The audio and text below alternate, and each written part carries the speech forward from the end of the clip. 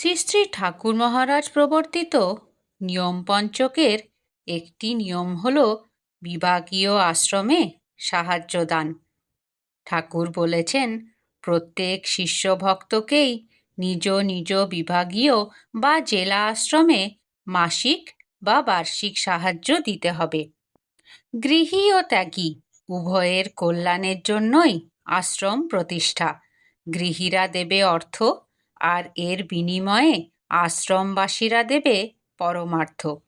এই অর্থ ও পরমার্থের মিশ্রণেই চলবে আশ্রম। ত্যাগী ও গৃহীর মিলনক্ষেত্র এই আশ্রম। শ্রী শ্রী ঠাকুর ভাবনায় পারস্পরিক উদ্বোধিত ও উদ্দীপিত হওয়ার কেন্দ্রভূমি এই আশ্রম। আর আশ্রমকে কেন্দ্র করেই প্রেমিক গুরুর ভালোবাসার ও সেবা ধর্মের বাণী সাধারণ মানুষের মনে সঞ্চারিত হবে।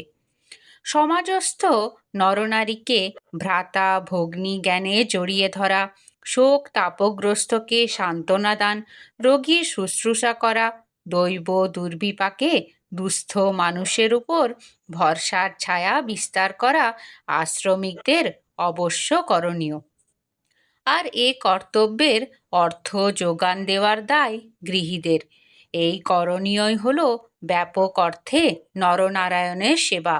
মানুষের মধ্যে ব্যাপকভাবে পারত্রিক ও ঐহিক এই সেবা ধর্মের প্রবর্তন শ্রী শ্রী ঠাকুরের আশ্রম ও মঠ স্থাপনার অন্যতম উদ্দেশ্য।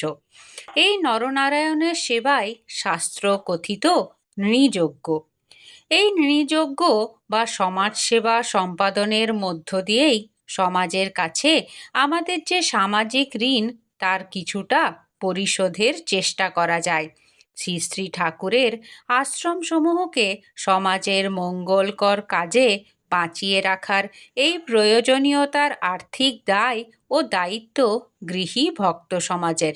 তাই মাসিক, বার্ষিক এবং এককালীন আর্থিক সাহায্য দিয়ে পারমার্থিক শক্তি সঞ্চারণের ও সমাজের উচ্চ নীচ সকল নরনারীর সঙ্গে সেবা ধর্ম যোগের কেন্দ্রভূমি মঠাশ্রমসমূহকে বাঁচিয়ে রাখা আমাদের কাছে সামাজিক ঋণ পরিশোধ প্রচেষ্টায় ঋণযোগ্য সম্পাদন তুল্য। আর এই সেবা ধর্মই অন্যতম শ্রেষ্ঠ ধর্ম। জয় গুরু।